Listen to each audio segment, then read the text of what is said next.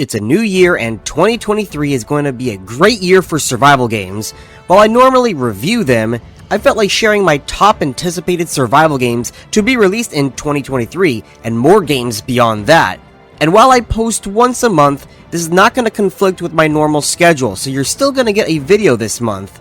Also note, these first few games are said to be releasing in 2023, some of them have no exact dates and can possibly be delayed.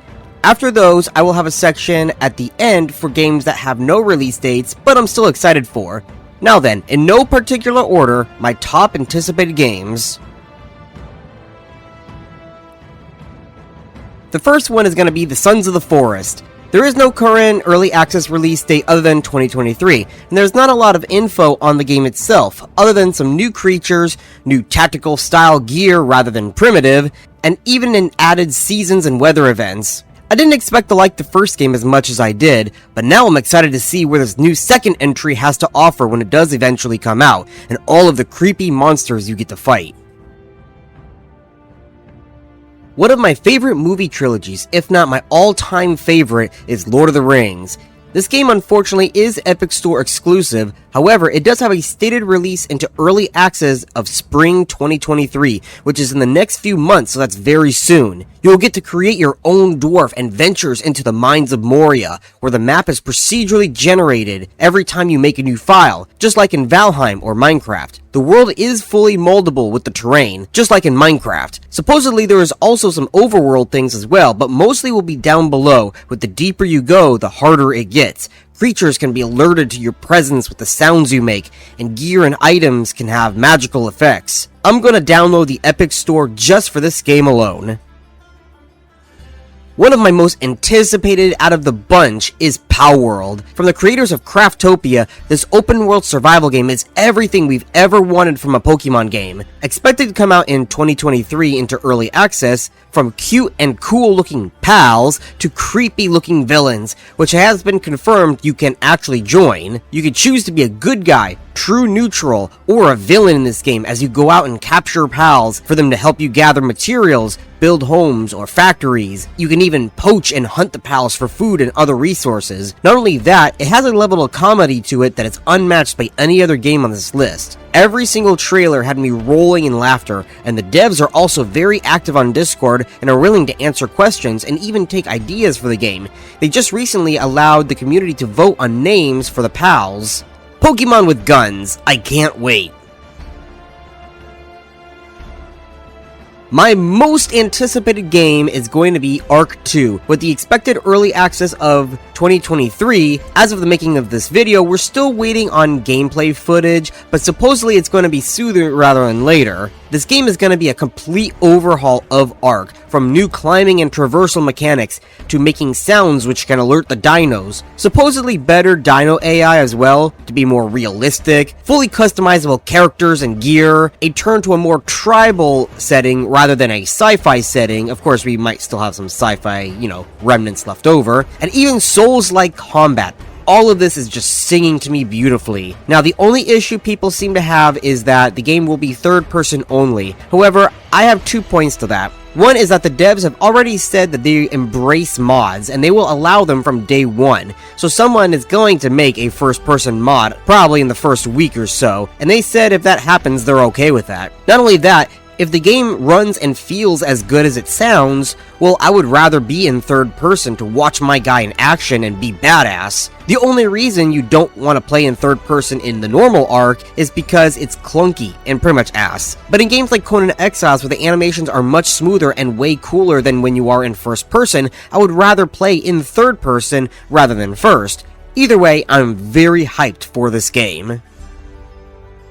Now for games that I am looking forward to or are hyped about that have no release dates as of yet. In a year from now, hopefully we will. The first one is going to be the announced Runescape survival game that's going to take place in the world of Galanor and made in the Unreal Engine 5. Nothing has been said about this game other than it is in development and more info is soon to come. Blizzard has also announced their own survival game with nothing much said about it, just like the RuneScape one, though we did get some concept art from it. Looking at the pictures, you can see portals that seem to transport you from the real world into the magical world. Magical residue from footprints are also left behind as people traverse through them. It's going to be an interesting concept for sure, and I can't wait to hear more about this. Primitive is a game that was just announced from an indie developer through Steam. It is going to be a survival game that takes place in the days of the cavemen, where you hunt mammoths and saber-toothed tigers. I personally love tribal themes, and while this does remind me a lot of Far Cry Primal, I'm sure this will have a lot more sandbox elements that the Far Cry game was lacking. Let's just hope that this can be polished up to be an amazing game, rather than just another survival game bandwagon cash grab. Fountain of Youth is a game where you search the many islands of South America for the Fountain of Youth. This game has a lot of similarities to Stranded Deep, Raft, and even a bit of Green Hell mixed in. The various islands can have a variety of biomes to explore and many ruins and dungeons to explore as well, all while upgrading your exploration raft or ship vessel and sailing the seas. While not a traditional survival game, I felt like I had to add this because it's very exciting. From the makers of the original Elder Scrolls games like Arena and Daggerfall is Wayward Realms, a massive procedural world like Daggerfall, but with today's technology much better. A full-on RPG that will act as a spiritual successor to the Elder Scrolls franchise and add a new level of lore and exploration. Dune Awakening is based on the book series and now the movie franchise, Dune, where you get to explore the vast desert planet in search of spice, and fight not only NPCs but also other players and creatures like the massive sandworms in your quest to be the most powerful person on the planet. I'm guessing this game will function a lot like Conan Exiles as it is being developed by Funcom. The only issue is that Conan Exiles unfortunately has gone down the route of Battle Pass and paying for items as well as in-game upgrades, so expect Dune to have a lot of that as well.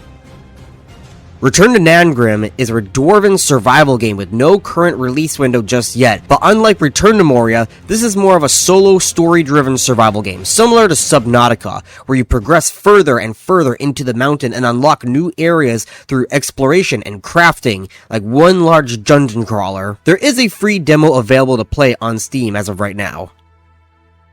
And the last one for this list is SmallLand. This game, funny enough, was announced before Grounded, but unfortunately has gone through some developmental issues. Developmental hell is usually a bad sign of the future, but I am hoping for the best that this game comes through, as you play a little fairy person in a post-apocalyptic world where there are no humans. You get to find out what happened to all of the humans, all while surviving the land and all of the creepy crawlies. Not just that, unlike Grounded, this game will feature a ton of new types of creatures, including non-insects like lizards, that can all be tamed and ridden. Some of them will be faction only, so by choosing an NPC faction, you will unlock items and abilities others won't have. Anyway, that is the end of my most anticipated games list for 2023 and beyond. Comment down below what games you are interested in, and if you'd like to see reviews on these various games, subscribe to my channel. I'm still new and small, but I hit almost 100 subs in half a year with my full in-depth reviews of survival games, and many more reviews to come for games both old and new. With that, I will see you in the next review. Florida Gator Man out.